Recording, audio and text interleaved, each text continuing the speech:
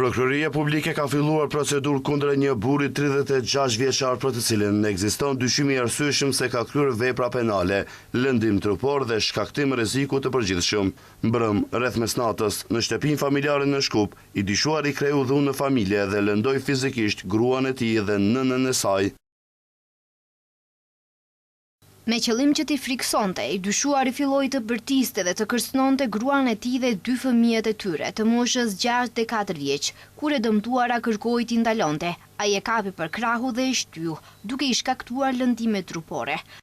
Prokuroria sqaron se më pas i dyshuari ka nisë të thyej mobilet edhe e ka qelluar me një shkopë nënën e gruas së tij, të cilën e ka lënduar fizikisht në këmbë dhe gjoks. Ai kërcënoi se do t'i vriste të gjithë, përfshirë edhe mbytyjen e fëmijës së tij, me që rast të nxorri edhe një thik dhe e tundi atë, duke shkaktuar ndjenjë kërcënimi pa siguri dhe frike tek e dëmtuara. Gruaja arriti t'i telefononte vëllait dhe babait të saj në telefon. I dyshuari vazhdoi t'i kërcënonte me thik dhe në ndërkohë e lëshoi në obor edhe qenin e tij të racës së sharrit, i cili kafshoi njërin prej të dëmtuarve në pjesën e sipërme të krahut dhe pjesën e poshtme të këmbës, duke i shkaktuar dëmtime trupore, plagë kafshimi.